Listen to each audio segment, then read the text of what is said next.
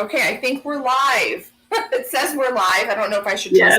trust. Hi, everyone. I've seen a lot of people in the comments, and I have a special guest. This is the guest that was on my list. Like, who am I going to interview? And she was one of the first people on my list, and it's finally happening. And she's in a special location, so we'll tell you more about that. This is Maria from LadyKnight of Avalon. Hi. Hello. Hey, everyone. And thanks for having me. I think, did we start our channels at the same time? I think we did with 31 Days of Tarot. Kind of. 31 Days of Tarot, like that was 31 Days of Tarots ago, I think. Maybe so I think it was in like 2019. Yeah, I think so. Yeah.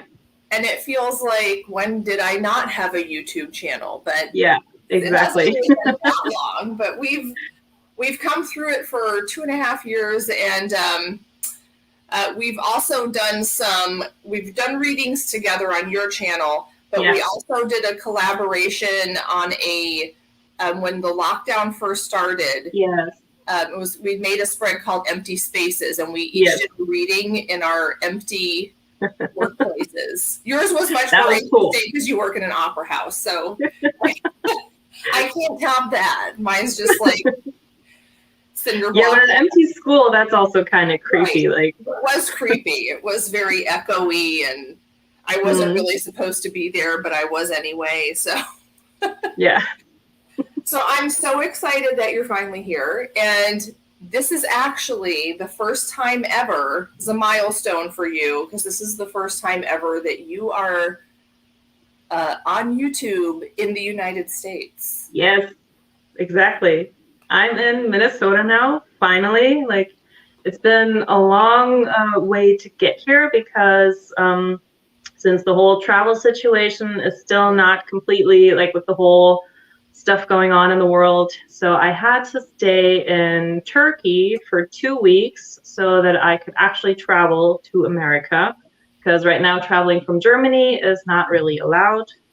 And so that's what I did. I stayed in Turkey in a hotel, just in my hotel room, just left it for breakfast and dinner. And then I came here. Now I'm in Minnesota for 4 weeks. I've already been here for 2, got 2 more weeks, and I love it. I love it so much. Are you considering like moving here, moving to the U.S.? Maybe sometime in the future. I've always loved this place. Like, even though the people here, when I tell them like this is such a great place, and they're like, yeah, whatever. But to me, this, like, the whole thing, like the way Minnesota looks, reminds me so much of my home state in Germany, with all the forest and everything and the lakes, even though we don't have that many, but still it looks very much like home. And so even back then when I was here at 17, I mean, it's been like 23 years that I've been here before, 22, 23. So as a foreign exchange student. And even back then, just the way that it looks always made me feel at home, and I could always feel really like free and just breathe. And now I live in a city with over 600,000 people. And so being in a town now that has, I think, like 3,500 something people is so relaxing. It's refreshing. Like the other day, walking through the streets, like 7 p.m., it felt like a ghost town. There was no one there. You could walk in the middle of the street, and I loved it. Well, 7 p.m. is probably late for farmers and rural people, but well, because of the whole COVID thing, like businesses close very early here. Like they're not open as long as they usually would be. So yeah, and they're like understaffed. Like a lot of places are looking for people to work, and so yeah, that's why they open a little bit later, close a little bit earlier, so that they can be open at all. That's funny because I grew up in Minnesota and I have the opposite experience. I grew up in the Twin Cities, so that was my big city experience, and Minnesota and I did not get along. We had lived like in Texas before that and in Louisiana, and so the snow, it was like a no. And I lived there from 5th grade, so probably I was 11, all the way through I graduated college in Minnesota, and I hated every single winter. But it is the winters are extreme. Just the way people are there and the way things run there, I can appreciate it now because it's just more organized, I would say. People kind of all agree on things, and so it makes places in the South seem a little bit haphazard, and they kind of do things at the last minute. But anyway, it is a nice state to live in. It really is. Definitely. Yeah, and it's beautiful. It does have a lot of nature. It has a lot, even in the cities, it has lots of parks and lakes and, trees and things like that. So there's lots to do. Even though I just found out that apparently fortune telling is illegal in Minnesota as a job. Is it? Oh. So you kind of have to see what's what if you want to turn that into career. Because I know that there are some witchy shops and stuff, and they probably do readings there as well. But like the whole fortune telling, there's a thing going on now with credit card companies going after psychics and saying that it's not real and stuff. So really, yeah. Huh. Well, so then you have to just say it's entertainment purposes only. Is it one of those things, or call it something different? A psychic consultation. Yeah. Fortune telling. Yeah, maybe like spiritual life coaching. Yeah, life coaching. There are lots of witchy shops. I don't know about where you are, but in the Twin Cities, there's lots of them. And so there was always, I used to have a T-shirt that had a big pentagram on it. And I thought nothing of walking down the street. I didn't really get any looks or anything. People are pretty well, I guess in the bigger cities, if you have a store like Hot Topics, people are kind of used to that, like with the stuff that you can buy there. Yeah, so. Or maybe I was just, 20 into myself to really notice what was going on around me. Let's say hi to everyone. Hi, Nancy. I put your comment up here because I agree. Thank you. Thank you for noticing our radiance.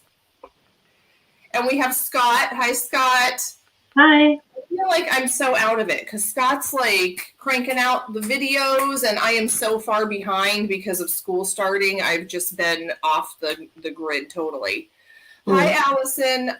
Excited that you're semi-awake with tea and that you remembered. That's always the thing for me. Do I remember that I remember, but then I realize hours later, oh my gosh, I was supposed to be at that thing.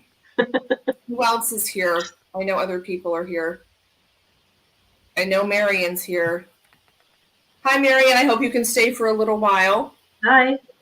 Marion's been posting stuff too on Instagram, and I'm just I feel like I'm so behind. So hi everyone, and thank you for being here. And hello if you are from the future.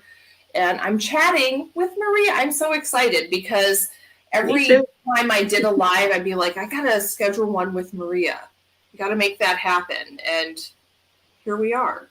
And in the United States. Yes. So we were talking before this started about how there's been all this talk on TarotTube about how many decks people should own and collecting and purging collections. And you were in the unique situation of kind of having to decide which ones you wanted to bring to the States with you. So how did you decide and what were your choices? Well, the first decision was okay, which deck is the lightest, which is the heaviest, which takes up a lot of space?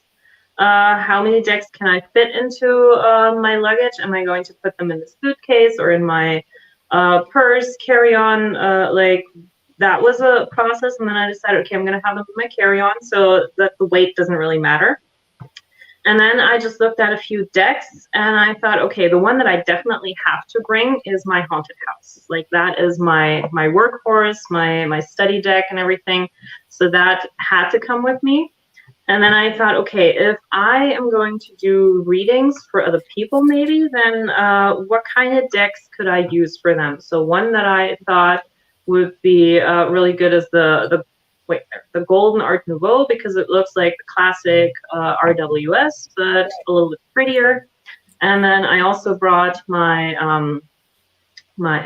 Housewives Tarot, because I thought if there is a person who's never had a reading and they're kind of scared of certain cards, like this is not scary at all. I mean, like the Judgment card, like it's not dead people rising. It's like watch your weight and stuff. So I thought like this would be for maybe like a first timer. And I also have the Lo Scarabeo tarot deck with me, because I trimmed that down to like being a mini deck. So that didn't take up a lot of space. And then I also have the Psychic Tarot Oracle, because I wanted to have at least like one Oracle deck with me. And I just got this for my birthday, and I really like these cards, so that's why I took this one with me. And so yeah, I was in that position where I feel like, okay, I had to choose before going on the island, and like like that question that we always have, like if you have to be on an island, which decks would you choose? So yeah, I chose based on what I would work with and what I could work with when it comes to doing it for other people. And that's what I ended up with. Like I have, in a way, I missed certain decks that I don't have with me. For example, like my past life decks. I would love to have them with me, because like with that workbook, now I have a lot of time. I could actually go through that. So maybe I could have packed that. But then there's so many other decks, and I'm thinking, yeah, it's nice to have them, but I can do without. And so, yeah, I'll see what's what when I get back and I look at all my decks again. I already have a few that I think are going to go and leave my collection. And it might be a little bit more after this. So, yeah, which ones did you not miss? That would be a good way to... Yeah, I'm really gonna have to look at my decks and be like, do I really like? Yeah, that's gonna be a process when I get back and I'm looking at the decks again. I love the Housewives Tarot. Can I tell you that? I love the Death card with the mayonnaise and the fly. Oh yes.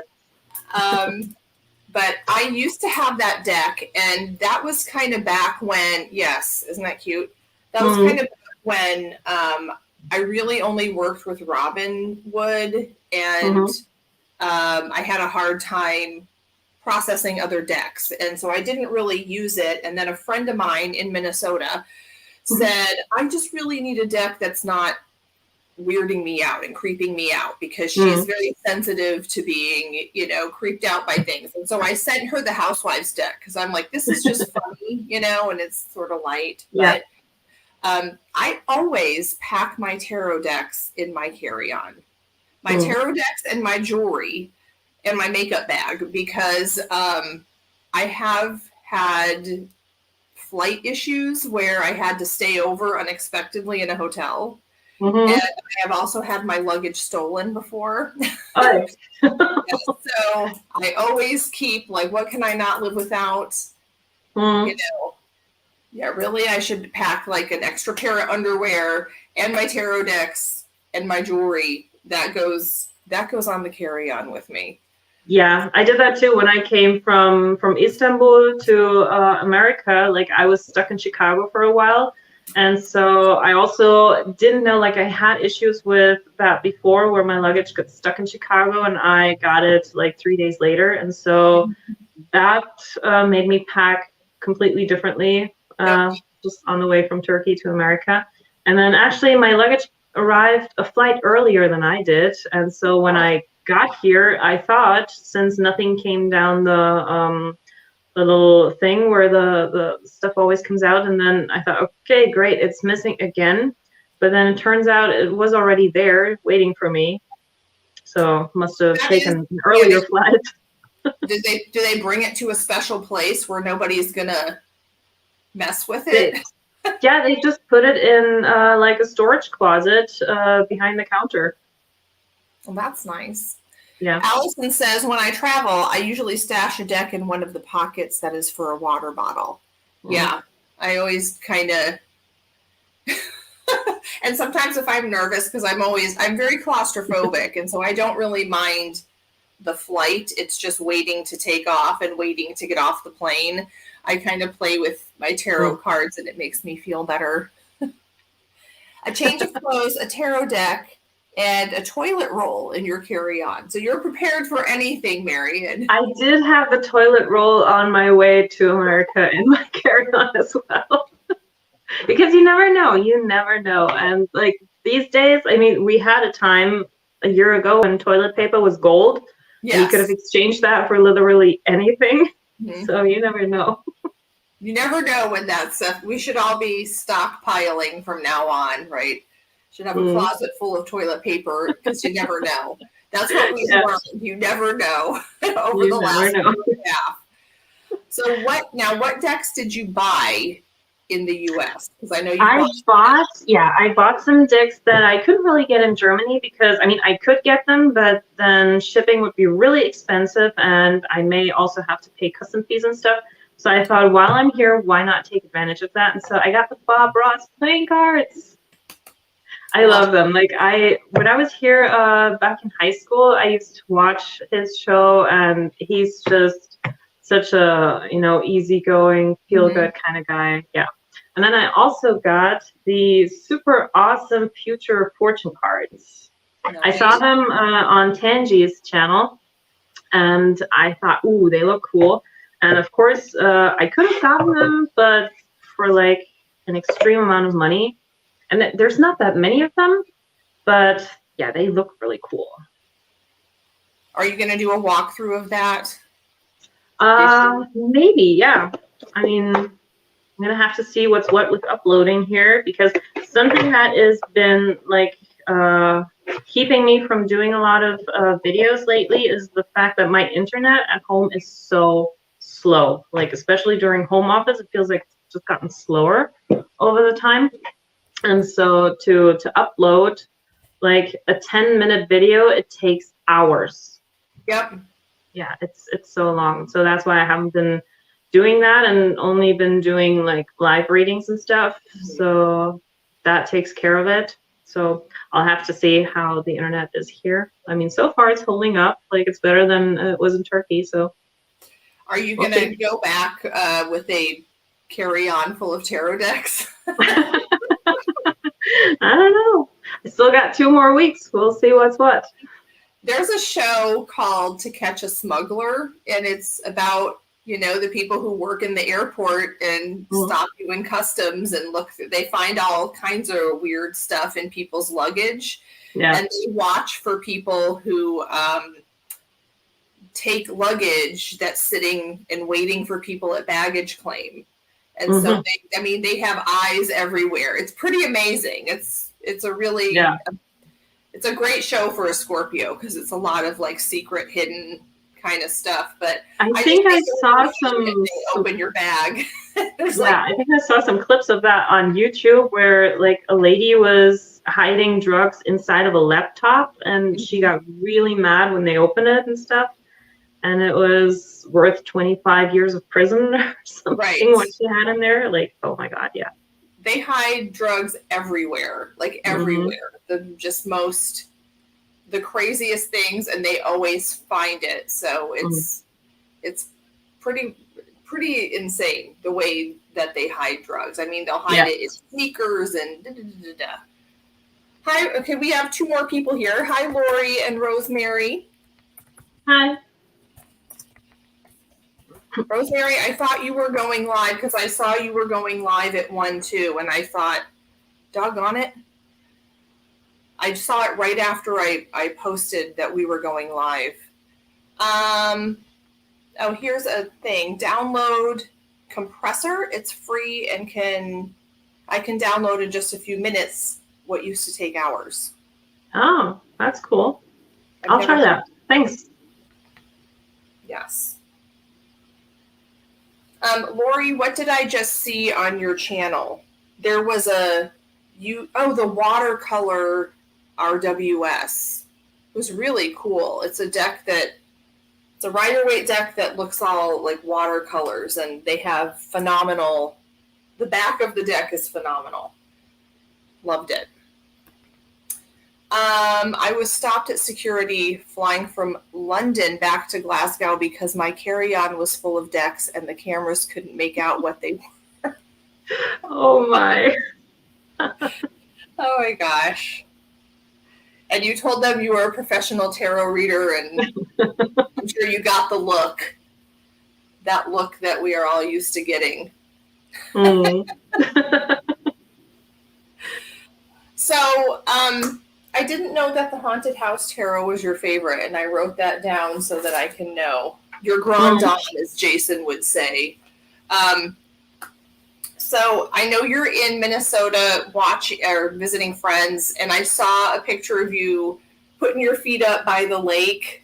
Yes. Minnesota. Yeah. Like a little cabin. Mm. So what are you doing on your channel lately? I know lots of lives, right? Yeah, lots of lives because the internet stuff. But what I really want to do again is I want to finish that series that I started like 2 years ago about the Lover's Path Tarot, where I go into every single card and look at the stories that are in there, like the lovers that are depicted, what their story is. Because with that deck, I think knowing the stories is going to just enhance the reading so much more, because that's how I use that deck. It was also the one that I used in the opera videos. Yes. And going into that story just gives me so much more to work with, like the constellation of the people in there, what they did, how they behaved towards each other, instead of just going with the typical meaning of the card. And so that's why I really want to look at every single story. Some of these I know because some of them have been turned into operas, and so I'm familiar with them. But other stories in there I haven't read about yet, so it's really interesting to get to know them. And so, yeah, I want to explore that whole deck and really finish that series. And then once that is done, I would like to think of another series. Because I think it's nice to have something where you can really dig into that and have like a long-term study thing going on, instead of just like a one and done kind of thing. So right. I like the more studying aspect of it. Yeah, I remember that deck that you used for the reading because it had like myths on it, right? Like famous stories. And I thought that was so interesting. And I would be interested too. That is kind of a cool topic to learn about those stories and then how it relates to the traditional meaning of that card. That's a good idea. Because I started my tarot spiral series and I thought I'd go all the way through the deck.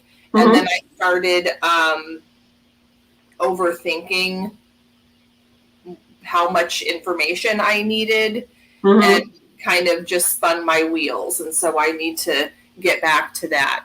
Allison does her as if, and it's like a quick, like just a couple of minutes, and it's a lot of info. And I thought, okay, I don't need to make it all complicated, but that's just. I think sometimes we have a tendency to think way more than we actually need.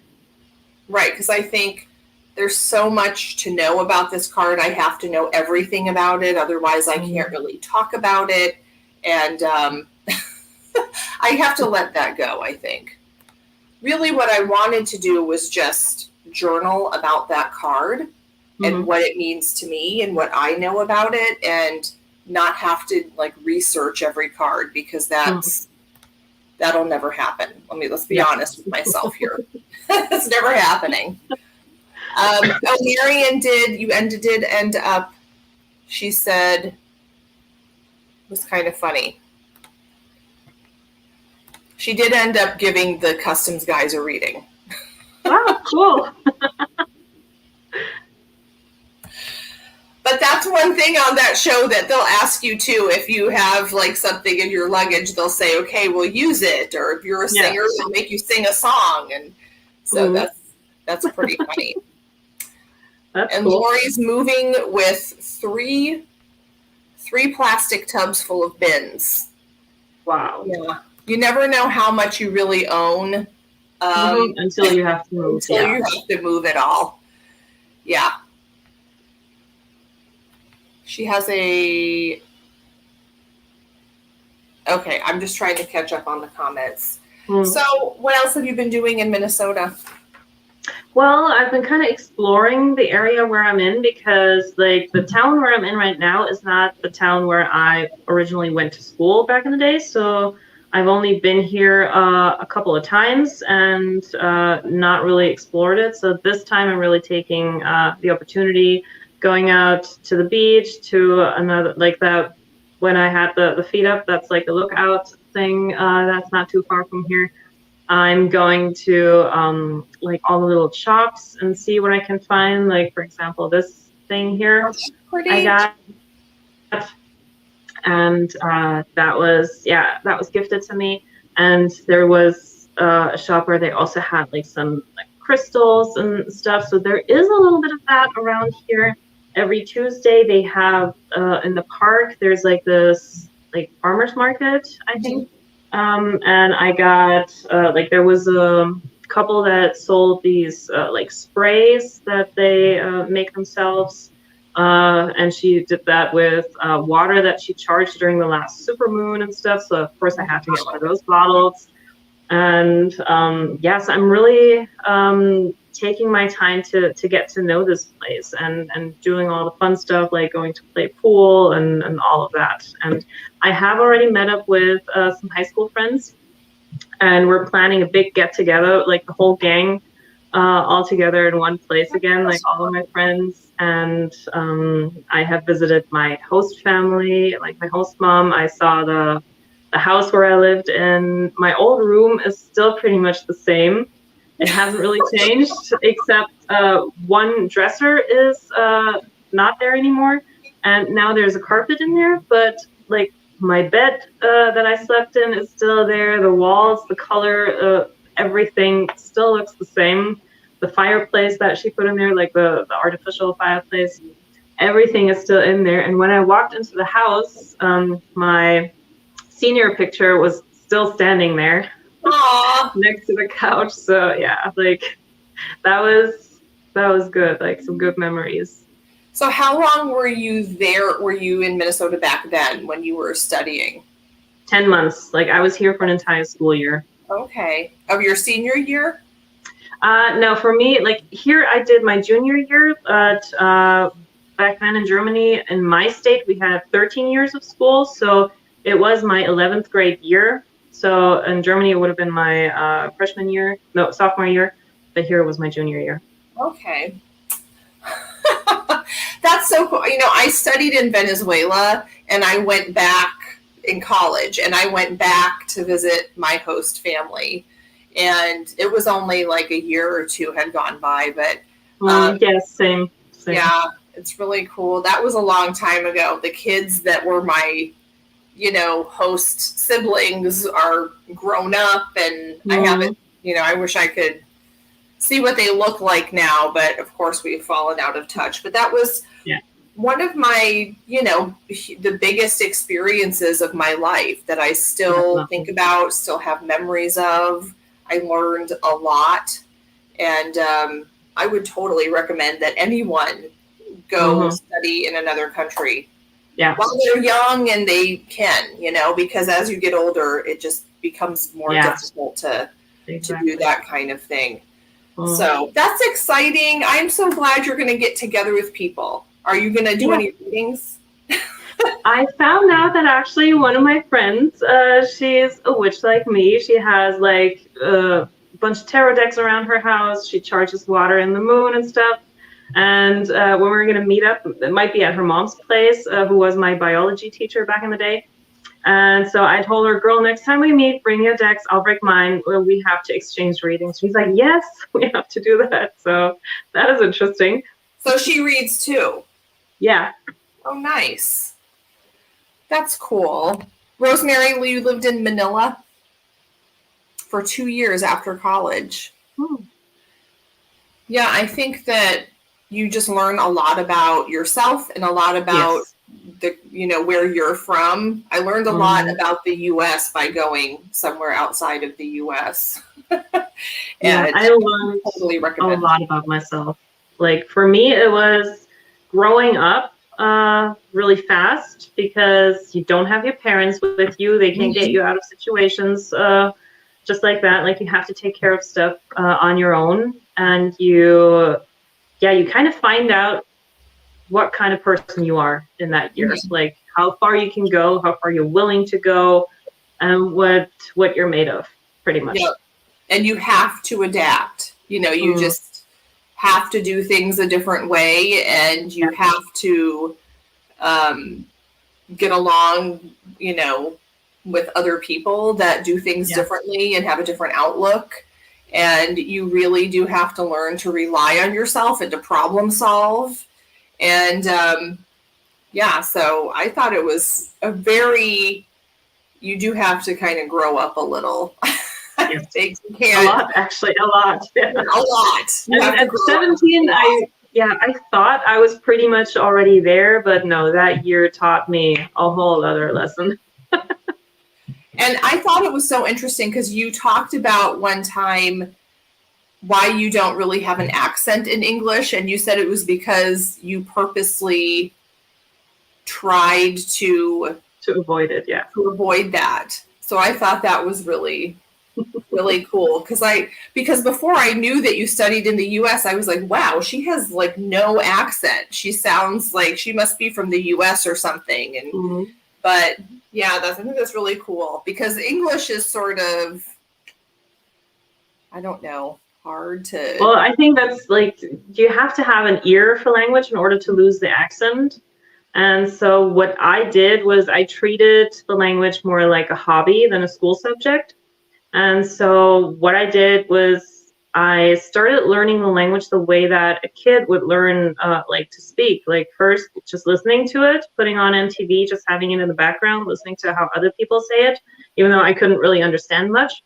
And then I would also sit down and have like easy pop songs like Ace of Base or something and try to write down the lyrics and give that to my English teacher to correct it.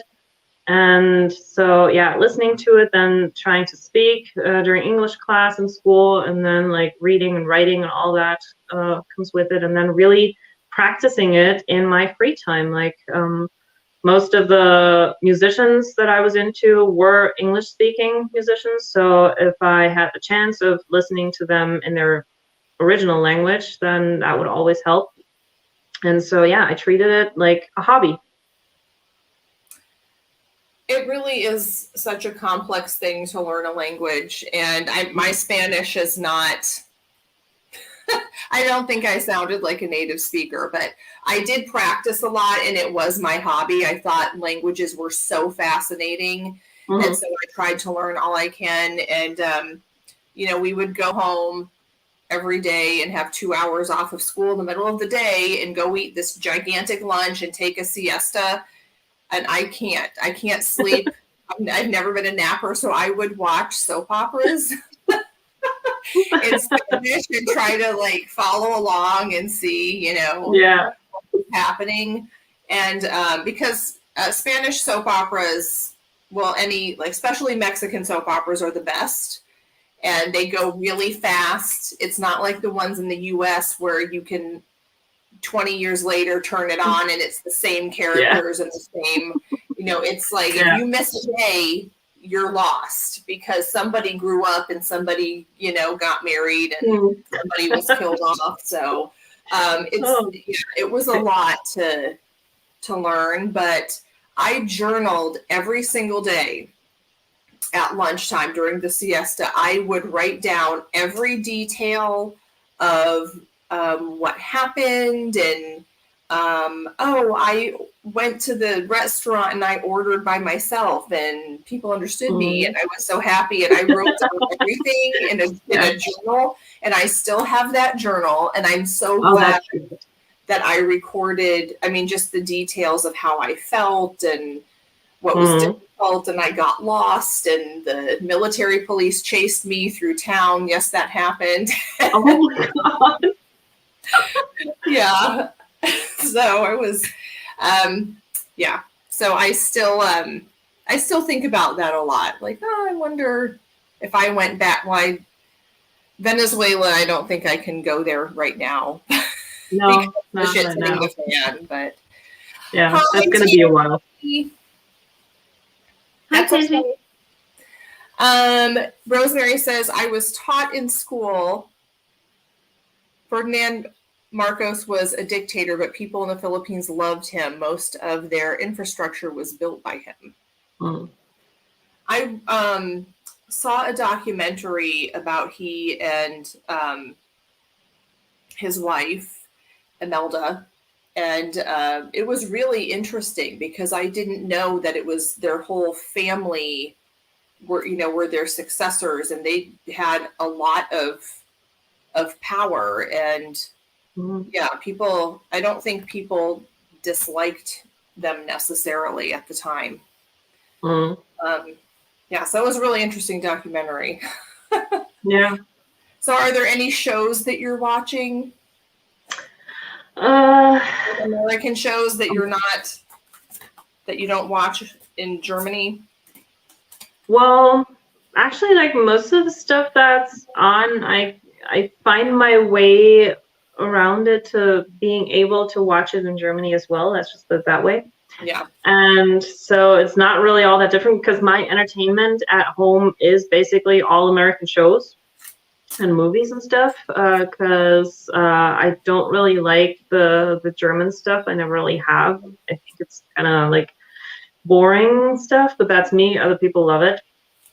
So yeah, I'm not really watching too many different things here. Like it's like pretty much the same thing. Okay. Well, that's good. Mm-hmm. Is it true that Germans really like David Hasselhoff?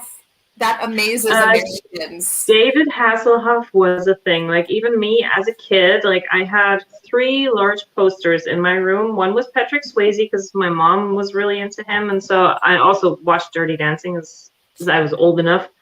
And Right. so yeah, Patrick Swayze was there. Then of course Michael Jackson, one of my first big idols, and then one of David Hasselhoff actually. And one of my very first CDs, like I think the very first CD I ever owned was one that my mom brought home that she won at some thing was the Jackson 5. And then the second CD I ever owned was David Hasselhoff's album where the Looking for Freedom song was on. Yeah. So yeah. I show my students because we used to talk about the Cold War in one unit that we did. And so I show the clip of him in the light up jacket. Oh, yes. Yeah. Of the wall singing that was New Year's Eve after the wall came down. Yeah. Yeah. So, yeah, that's. And for a long time, I don't know how that rumor kind of came about because of that song, Looking for Freedom. Either someone told him or he was under the impression that he gave the people of East Germany the power that they needed in order to stand up to the government and fight. And, because we had this, like in '89, we had peaceful revolution where we overthrew the government. Yeah. And opened up the wall. And that's where he performed then a couple months later. And yeah, so for many years, he was under the impression that was a thing, that he kind of liberated us in a way. Yeah, but, he did think that. Because Knight Rider was big over here, but that was after the wall came down. Even I had like a Knight Rider shirt and everything, so yeah, people loved that. Yeah, and Knight Rider was huge here in the 80s, but we never really knew. I think Americans didn't really know that David Hasselhoff had a music career. Yeah, I've been told that. Yeah, and that was it. That's all we know. No, he had a music career in Germany. Oh my gosh, that's so funny. Yeah, David Hasselhoff, gotta love him. Yeah, things do change a lot over time, Rosemary, and You can't always go back. You can't always go back. And I think I'm a different person now than I was, and I like having those memories, but yeah, things have changed a lot over there since I was there, and yeah, but anyway. So I'm trying to think of any German shows that we've had over here. I don't think that we've had any. There are some German actors that are in Hollywood, but otherwise, no. No. I don't think there's anything German that's like, no. I think the only movie that ever got any recognition because it won an Oscar was The Life of Others. That was actually a German movie, and it is available with English subtitles, I believe. And that is about East Germany and how they spied on the people and what they did with people who they thought were like an enemy of the state, like against the government and stuff. And so they took this one person who was like the entire apartment was wired so that it could listen to it. And then there was one person from the Stasi who was sitting in the attic every single day, listening in on everything, taking notes and stuff. And people in the country, they didn't really have any idea what was going on. Like some knew there was people watching and listening, but it was only after the wall came down that people learned about the full extent of what was really happening. And when you go to some museums where they show what kind of spyware they had and how they disguised it, and like cameras and buttons and like bags and stuff like that, and how they were watching us, it was crazy. It was crazy, like really, like out of a spy movie, really. I wrote that down. I'm gonna have to watch that. That's crazy. Like someone living in your attic. I mean, that's your job. Go sit in this person's attic and, eavesdrop. Yeah. And it also kind of shows like the whole thing, because East Germany was a socialist country, well, turning into communism. And it kind of shows you a little bit of what socialism actually is, because America has never really experienced socialism. So I'm always baffled by the young generation these days, like college students, screaming for socialism. And I'm like, no, that's the worst idea ever. Why would you want that? And because they always talk about equal distribution of wealth and stuff. Well, that sounds really romantic. But what it is the government tells you what you can be. And so equal distribution in our country meant that if your parents were doctors, then you as a kid had no chance of becoming a doctor. You could do agriculture or become a secretary or something. So it would always like one generation here, the next one down here, the next one up. And so it would always go a different way, so that not one family could have like a monopoly on like wealthy jobs and stuff. So you were actually limited to what you could do. And if you stepped out of line, the government could threaten to take away your place at the university or whatever. So they really kept everything in check. So socialism, no, So but people made different incomes based on their job? Yeah. Well, one thing that was good, like men and women made the same money. So there was never really a need for feminism or anything like that in East Germany, because we had it. Like we had equality. We had women in charge. We had the equal pay and everything. But it's like women chose to only work a certain amount of hours because they also had like family to take care of and everything. So that was never an issue. And also daycare was for everyone. Like you didn't have to worry about finding a place at a daycare center for your kid. Education, everything that was taken care of, because they made sure that everyone got an education. And so there were pros and cons, but yeah, I think what I liked about it was kind of like the school system, because the things that we learned were much more something that you could use in real life. For example, we had gardening as a school subject, something that they don't learn these days anymore. Right. or wood shop engineering, that kind of stuff. That's also kind of going out of style now. And so, yeah, a lot of stuff was more hands-on, like something that you could really use in your life. Yeah, that's something that is on its way out, which is a shame because, not everyone is college bound and not everyone needs to be college bound. We need people to do all sorts of things and have technical skills, and that's not really promoted. We do have a high school in our district that you can go learn to be a paramedic or learn to fix, do automotive and things like that. And I always tell my students, you can make a lot more money than I make. Yeah.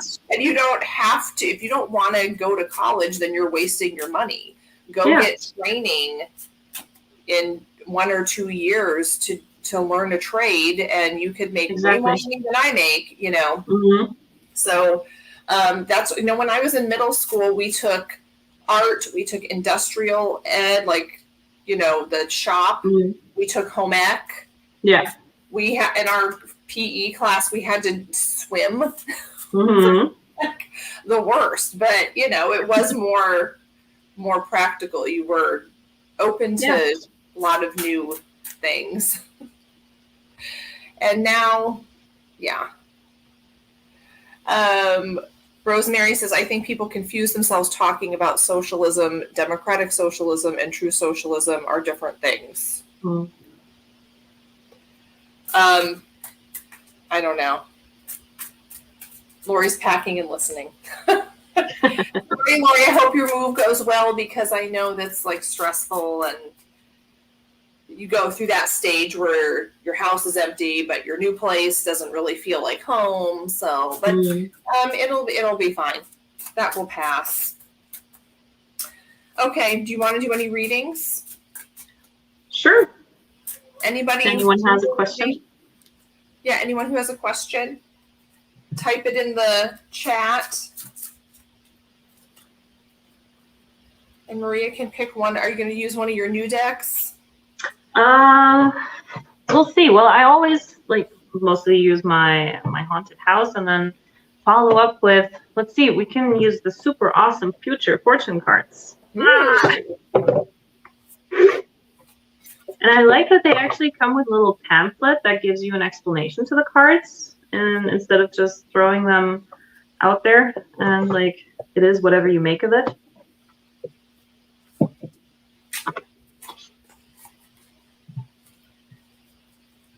Lori, do you need a reading about your move?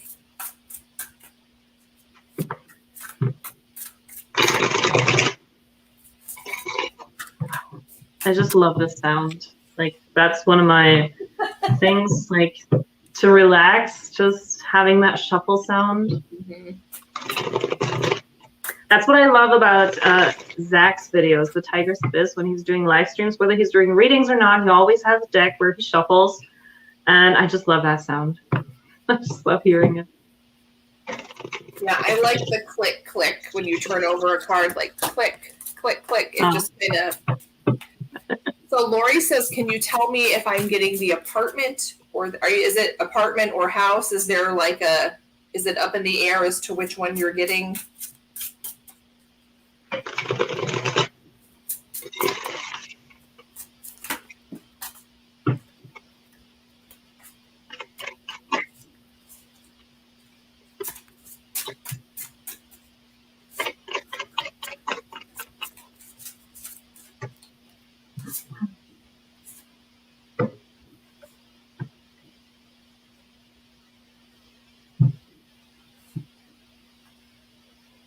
So it's not a decision between an apartment or a house. It's whatever it is, as long as you get stuff. Is that what it is? Or is there one of each a possibility?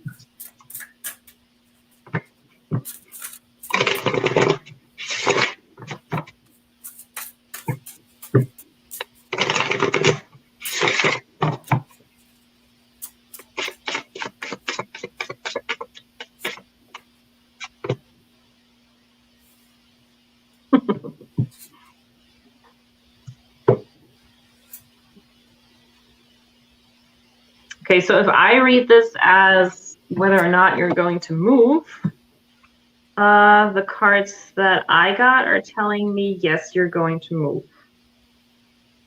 Where's the squatter? House. So it's two different places? Am I seeing that right?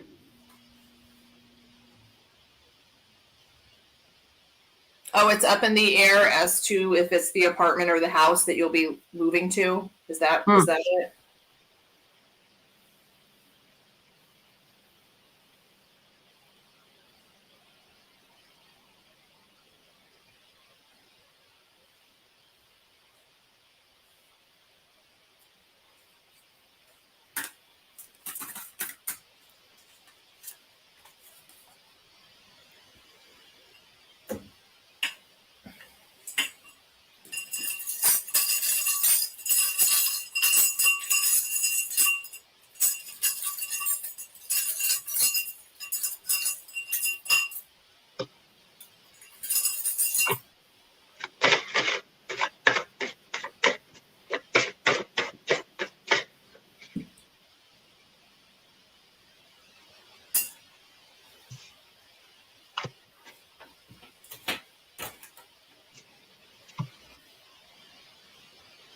Do you want to go first?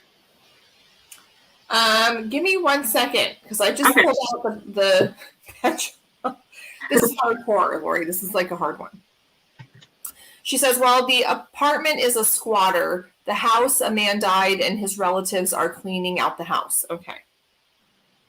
Is it your decision or just whichever one comes through? Is that what you're asking? Because I will tell you about both of them. And when you say that the apartment is a squatter, I got the Three of Pentacles just as a card for the apartment. So I feel like it is a little more practical than I don't know how to make this focus. I feel like it is a little more practical than, or they are not cleaning out the house. Okay. I feel like it's a little more practical as far as, like you said, it's something that's going to work. And I pulled a card for each one and then a card to say what's something positive about each one. And the apartment came up the King of Pentacles. So I feel like the apartment is like someplace where you could save up some money. I think you're going to have like a lot more to work with in the apartment. And it would maybe allow you to build up and find something that you really, really want, maybe off in the future. But the house, to me, looks a little bit mysterious and interesting. So the house card that came up is the King of Wands. So I do feel like if you moved into the house, you'd have to clear the energy. So maybe the stuff too, it sounds like, but I feel like there's just a lot of energy there and not bad energy, but energy for you. I like that. I feel like there's this almost like you come in and like whoosh and you're kind of there and it's big. It just feels bigger. And the card that I pulled that would be something positive about the house is the Fool. And I feel like it's kind of a way to have, it's just a do-over or a fresh beginning. It just seems like starting at the beginning. So either one, they both look positive, but it would be in the apartment almost like putting something off until later. Like it would allow you to be in a financially a lot better place, but then the house is like maybe more work but I feel like there would be this refresh kind of a feeling. Okay, Maria. Okay, So at first, when I thought it was just about move, when I looked at the cards, everything was telling me house. Like when you mentioned someone died, and I have the Two of Cups here, and that's like a human and an angel, so it's kind of giving me that spirit energy, and also with the Wheel of Fortune, like this card here has like there's a bunch of stuff that I see. Like for me, this is like a room full of stuff, and there's a vault in the wall.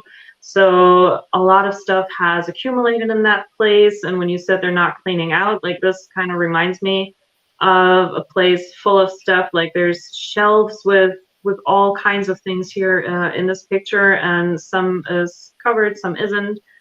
And then I also got the High Priestess, and she, to me, is also standing in some kind of a house, and like the big window, and like mysterious and all that. And at the bottom of the deck, I had the Ace of Wands. So for me, this was like yes to the move, to the house. And with the fortune cards, like this card came up, and that's like the move. It's going to be bit tedious, and it's not going to be easy, so you need to have like a long breath with that lung. Like it's going to be a bit difficult, but like even though if that landlord or the people that you're dealing with are not really like the kind of people that you would like to work with, like that's what I see here with the crab handshake, but there will be a deal made. And then when I wanted to know whether it's a house or apartment, this card came up. And when I just look at the images, it kind of looks like townhouse or something. So everything here is giving me like house vibe. Like this house thing would actually work out. And then I asked my other deck about the apartment. And so I got the Queen of Pentacles. So yeah, what you said about the whole money situation, this might be a good thing. With the Five of Pentacles, I'm not so sure that the feeling about this place would be all there. Like yes, the money saving is one thing, but being happy in it or still feeling kind of like maybe something other would be out there. And then the sun fell out in reverse. So I don't know if the happiness and everything you're looking for with a new place would necessarily be in that apartment. And at the bottom, I got the Seven of Swords. So it's like, I don't know if there's something about the apartment that has not been discussed yet, some hidden thing that needs to be fixed or something. So based on what I'm seeing, I would gravitate more towards the house than the apartment, because I think in the long term, that's going to bring a little bit more of that I'm finally home feeling that you're looking for. So that's what I got. And for the apartment, the oracle card that I got was Solitude. So like along with that Five of Cups here, I think it's going to bring a little bit of a feeling of feeling lonely, left out or something. Like this is not the house where you get like all the people energies or something. So yeah, if I had to choose based on what I see, I would gravitate towards the house. Yeah, and the house one, there's actually the flowers are made of brick. It just feels the apartment feels like basic, like Three of Pentacles. It's kind of work and basic, and it might meet your needs, but it's kind of boring. And but you could save up money, but that's almost like future focus, whereas the house just feels like a lot of energy, and it feels a little more magical and interesting. And I think maybe it would be like, so, you could make it more what you want.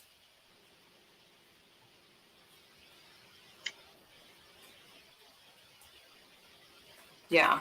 I mean, I think the idea of going through someone's stuff is kind of interesting to me. Yeah. I hope that helps, Lori.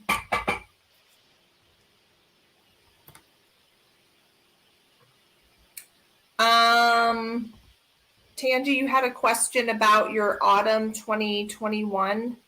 Okay. How's my autumn 2021 going to be?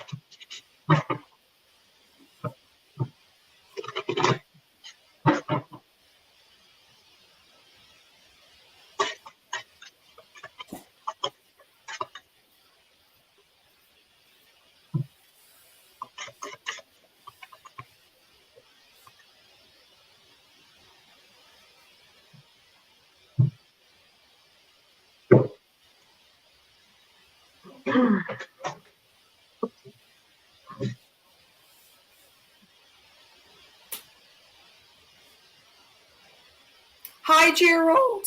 Sorry, I have a frog in my throat. Hi. Gerald.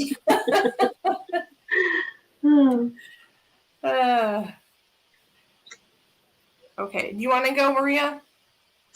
Sure. Okay, so I swear I shuffled, but the first card that came out again was the Two of Cups. So what I'm getting from this is you're gonna get some messages from like the guides are gonna talk to you. They got some to tell you. I got the Sun card, so whatever it is that you're working on will be bringing you some joy, some new energy. I got the Lovers card, so whatever you do, that's something that you can put a lot of passion into.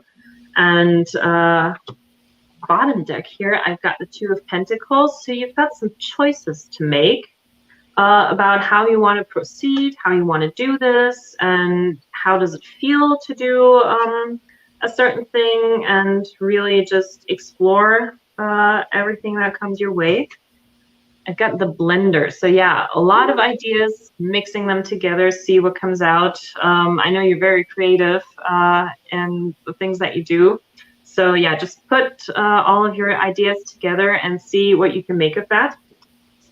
But there's also always going to be some people, like the rats here, that might be looking at that in a way like either, I don't know, well, jealousy could be kind of a thing, or they think they might not wish you to succeed. So if there's any naysayers, just don't pay attention to them. You are like in that king energy, like you know what's what and what you can do, who you are, what you have to offer. So when those rats come sneaking around, just like put them in their place. Like you just and also like with this thief here, I know some of the stuff that you're working on with like the thing that comes to mind, like copyright infringement. So when you're working on your books and stuff, be careful that you have everything set up in the legal way before you talk too much about your new ideas or anything. Make sure you got that locked down, because these days people steal faster than you can look.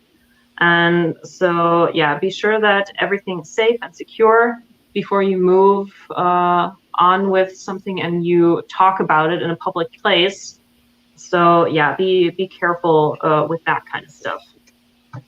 So that's what I have. I have something. Your Chinese zodiac is a rat.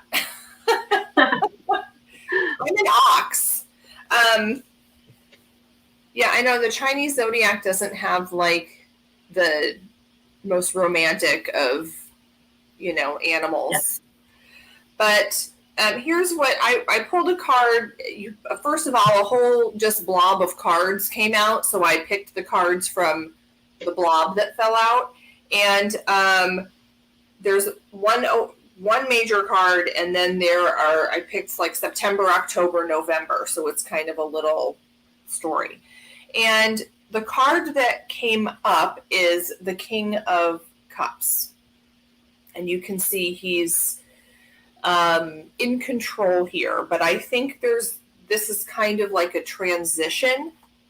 And for what's coming up first in September, I feel like you're hung up a little bit. Like there's some sort of stalling, or you can't move forward because you're trying to decide or waiting for something, or trying to make sense of something, but you can see there's some other world waiting to be uncovered when she's done thinking about this. And then into October, what came up is the Queen of Cups. And so I feel like she is someone who is really, there's something on an emotional level, like Maria said, that's coming up that you maybe have to sit with and decide how you feel about things. And so I feel like you're kind of not stuck, but just in pause. And then you kind of dive off into this deep emotional place. But then by November, you're back to the King of Wands, and you come with this like fire, and it kind of dries up the excess emotional stuff, and your thinking is clearer, and you have a little more control. And then I got another card, and this is what your guides have to tell you, or what they want you to remember, and that's the Seven of Rods, so the Seven of Wands. And I feel like the Seven of Wands person is someone who focuses their energy. Someone who, I just always think of the Robin Hood deck, where the guy has his wand and he's on a cliff and he's kind of defending himself. I feel like they're telling you that even though you might not like it, okay, your energy is not going to go away if you pause. That it's okay, this feeling of like not moving forward or not getting on with things is okay and serves a purpose, and you have to remember that, and that you're not losing your mojo if you're not constantly in motion, moving forward, creation mode. That sometimes you just have to kind of sit in yourself and in the gunk and in the emotions, and then that's what's going to, because to me this is just this big fire of imagination and inspiration and all of that energy that you can now direct somewhere. So I feel like this fall is going to be getting you to hear where those emotions are now kind of internalized and part of you, and you know which direction you're sailing your ship, you know, like which direction you want to be in. So I feel like this fall is kind of this time of feeling it and thinking about it. And then once it gets to be like November-ish, Thanksgiving time, it's gonna click, and you're gonna be like, that's what I want to do. That's where this is going. And all will be revealed to you. Hi, Ange. Hi. I hope that makes sense. Sometimes I feel like I just babble, and I'm hoping that it makes sense.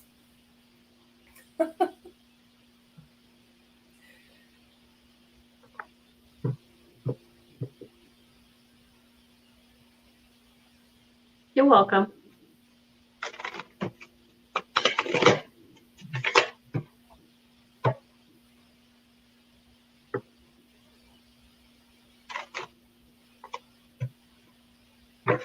Gerald, I know you've been all over. Oh, thanks, Tangi.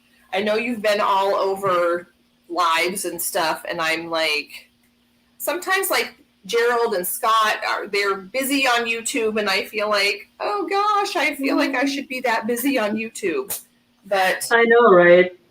Yeah. Then I sit down and don't get up again for the rest of the night.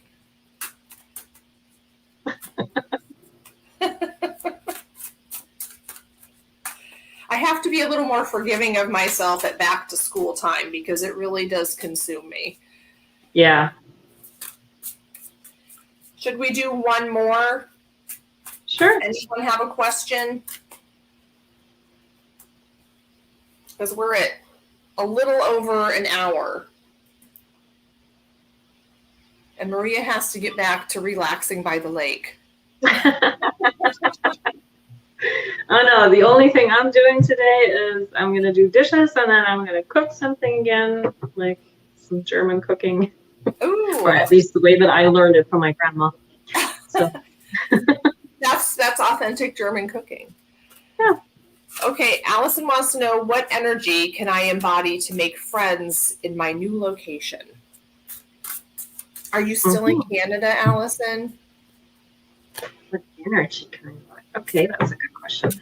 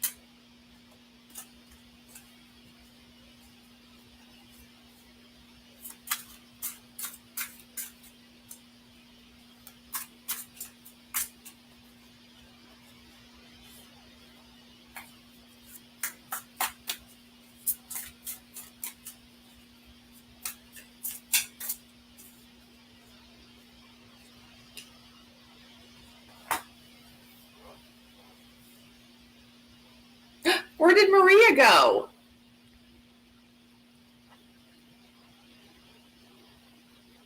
I looked up and I missed a whole bunch of stuff.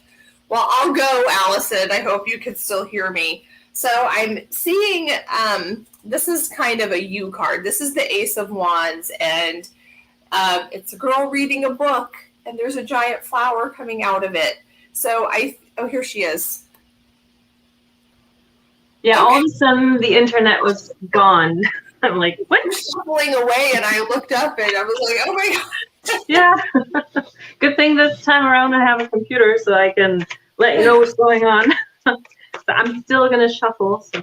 Okay. So Allison, this is you, and then the other card that came out is the 10 of Pentacles, and it's this guy sitting on like it looks like a mirror or a little mazy thing, and there's like a family in it. And I feel like this is a foundation card, like you kind of carry all your friends with you wherever you go. And so I know it feels maybe lonely at first, but you still have friends out there. And I feel like what it's saying is to find your kindred somewhere, like in a book. I just keep thinking like a library or a book club. Or start one, like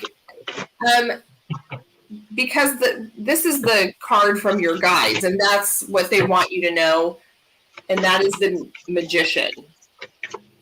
And I feel like you just have all of this power, and you don't have to wait to have other people accept you. Like, you can start your own group and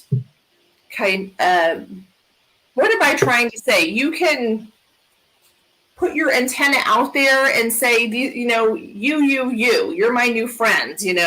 I'm a book. I like to make candles and read books. And who are the other people who make candles and read books? Because you're with me. I just feel like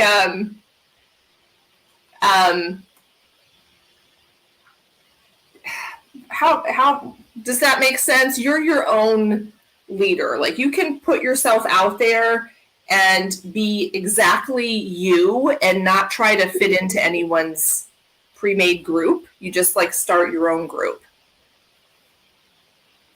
Handpick some people.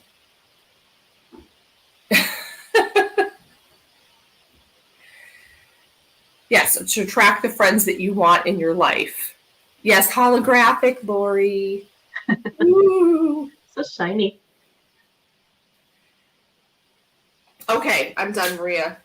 Okay. Well, what I have is pretty much the same thing. So the first card is the Nine of Pentacles. So yeah, just look at her. She's like doing her own thing. She's minding her own business, and it goes hand in hand with what you say. Like by just being you and doing what you do, what makes you unique, the things you're interested in, you will attract the people that are like the kindred spirits by simply doing what you already do.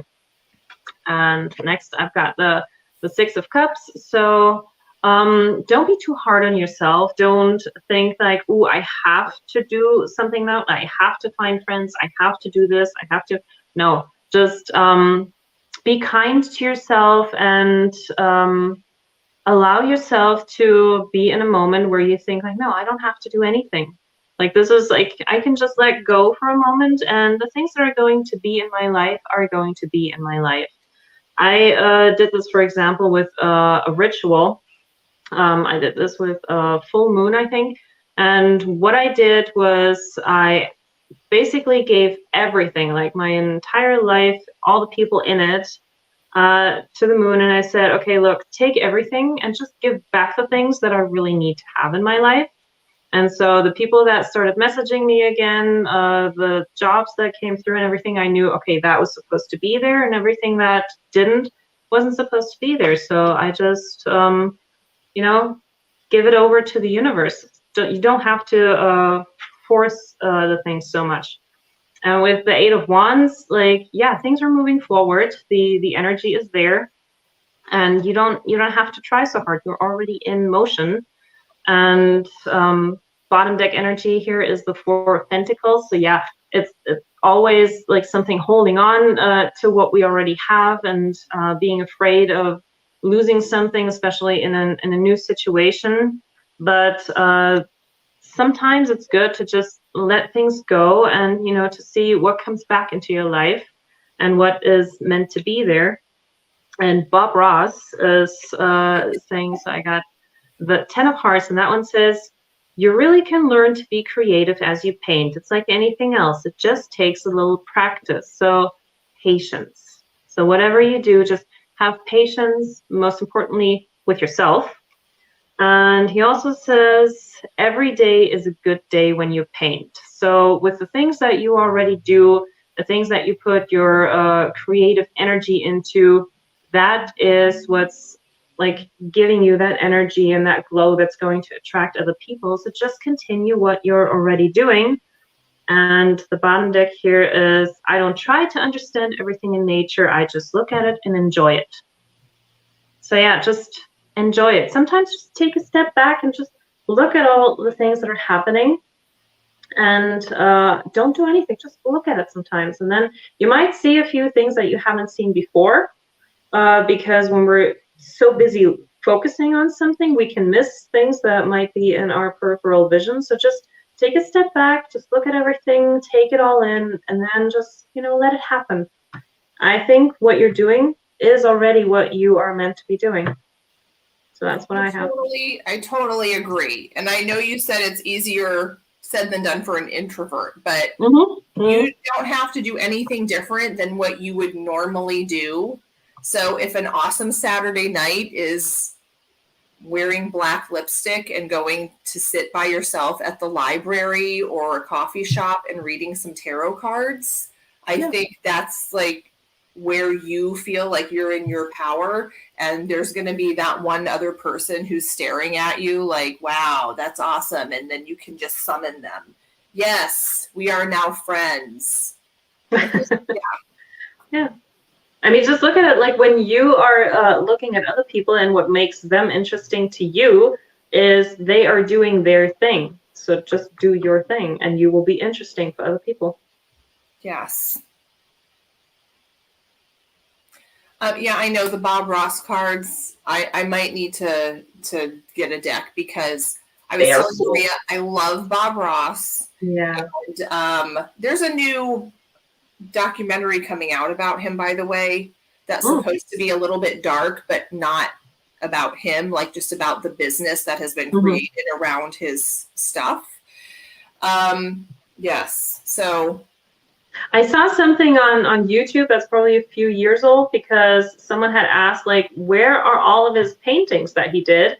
And none of them are being sold. They're actually all stored by his relatives, and they're not selling them because people would try to make a lot of money with them, and that's never what he wanted. So yeah, no one really has. Like, there's like maybe a handful of people that ever got them as a gift or something. That's it. Yeah, he did. They are displaying some in the Smithsonian, Mhm. which he never thought would happen. But there's like a Bob Ross Inc., and they have all of his paintings just in storage in boxes Yeah. and stuff. And yeah, but they do have lots. I mean, he has merchandised a lot now. I do have a Bob Ross Chia Pet. And so my class and I grow Bob Ross's hair every year. And yeah, I saw a Bob Ross crock pot, and I told myself, I might need this. I might need it. Okay. Oh my God. There's a Bob Ross toaster that will put a picture of Bob Ross on your toast. I mean, Oh my God. who doesn't need that? Come on. Yeah.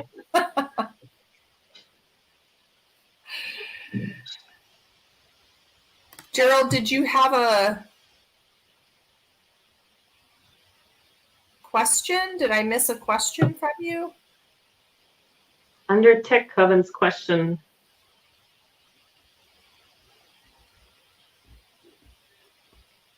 Let's see.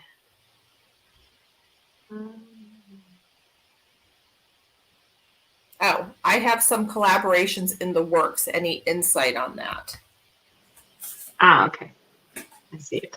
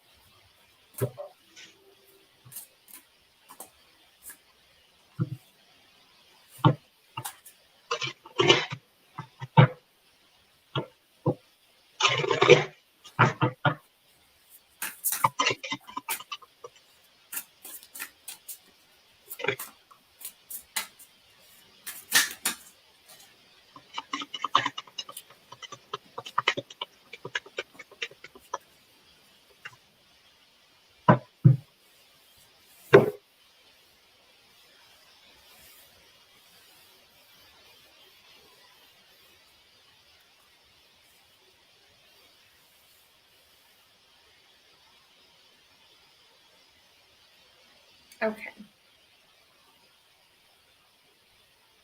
Did you want to go, Maria, or do you want me to go? You can go. Okay. Well, I'm wondering if you're wondering if something's not sitting well with you about these, because I had 3 cards that came up, and the first one is the 5 of Swords, and the second one is the Devil. And so I feel like maybe there's something that's not totally sitting well with you. Maybe you're not sure where someone's coming from or what they're hoping to get out of it. And I love this Devil because the little spider lady is she's a little mushroom and maybe a poisonous mushroom, and she's trying to hide her little spider legs so that you don't see them. I'm just getting this feeling of you kind of going, I wonder, but not really wanting to upset anyone or have any bad feelings. And what the third card that came up is the 2 of Wands. So I feel like there's this, you have this clear sight of where you want to go. And it's really like any direction that you have open in front of you. And you're pretty clear in your heart about what you want to put your energy into. And I think maybe to sit with that and feel and ask yourself if this is going to get you to where that, you know, where you want to be, and to be really honest with that.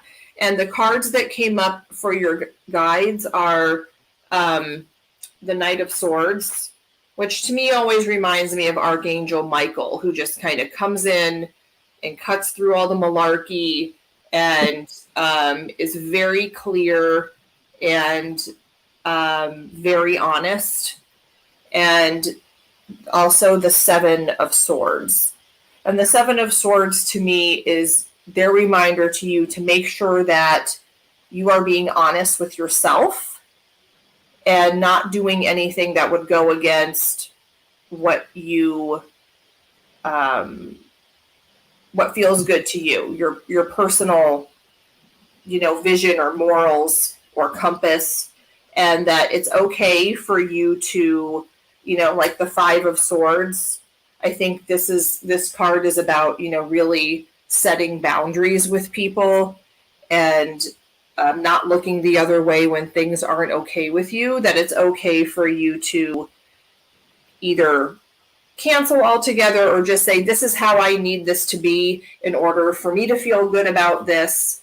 And if it's not going to work, then you know, you have your own direction. It's not like, you know, this one thing not working out is going to be the end of, you know, YouTube as you know it, right? It's not going to be the end of your YouTube life. So I think that you need to think, does this, you know, this person's feeling guided, and I feel like you need to just really be honest with yourself and with the other people you're collaborating with if you need something to be tweaked in order for you to feel good about it. I hope that makes sense. I hope I'm on the right track, because that's just what came up. Okay, what do you have to say, Maria? Okay, I'm just seeing his comment, like him wondering, why would anyone want to collaborate with me? Well, the question is, why not? Hello. I mean, you know, so the first card that I got for you is the Three of Wands. And if you look at her, like, she's got that candle holder and she's bringing light into the darkness. And this card is telling me, yeah, definitely move on with the projects that you are thinking about, and just, yeah, shine your light onto the collaboration, onto that project, because you do have something to offer. Whether you see it or not, we see it. And that will definitely be something interesting, and make sure that you are as much a part of the whole collaboration, like in equal parts as anyone else is. So don't let them bench you or like put you on the sidelines. Like, you just need to make sure that it's an equal give and take in order for this to be successful. And the next, we've got the Six of Wands. So yeah, this will be successful.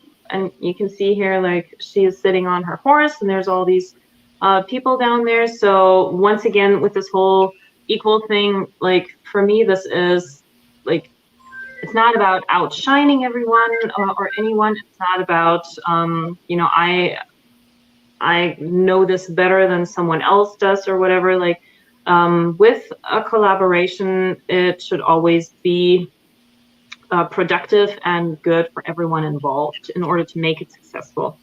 And the last card that I got here is the King of Cups. So it will definitely be something that will teach you something about how you see things, how you see other people, collaborating with them. It will teach you a lot about your emotions. You might have some moments where you're like, ugh, why? And you may also have some moments like, yay, good thing I did this. And like, there will be all kinds of emotions, but you will like through something like that, learn how to work with those emotions to, in the future, know much better instinctively how you feel about certain things. So this might be like a trial and error thing at first, but the cards are definitely saying go for it. Bottom deck energy here is the Emperor, so you just stand firm in your structure, in your belief, without putting it on top of people. Like, everyone still needs to be their own individual, but yeah, it's not. Yeah, like, it needs to be equal give and take. No one should be like, I'm the person in charge and everyone needs to follow. Like, it should always be on equal grounds. And Bob Ross is saying, let's get crazy. What the heck? Take a 2-inch brush. This is your bravery test. So yeah, Bob Ross is saying go for this. Like, what's the worst thing that could happen in this moment? You learn something from it. Do or don't, there is no try. Wasn't that the quote? And it also says, find freedom on this canvas. So whatever it is that you're doing, it is going to be liberating in one way or another. Like, this is not a situation where it's like, whether that's going to be a good or a bad outcome. It's going to be a teachable moment, a learning situation.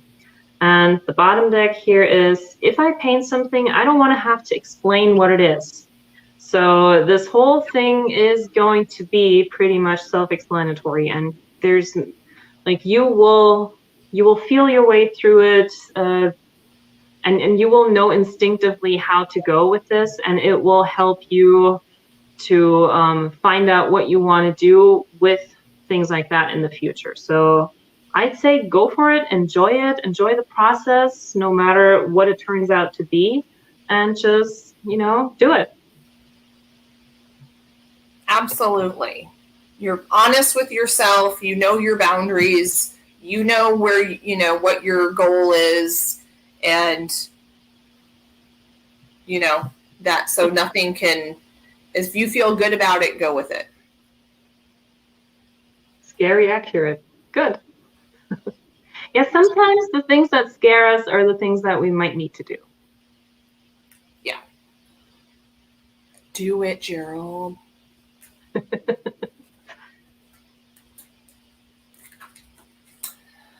Well, thank you to everyone who's here live or who's here in spirit and maybe from the future.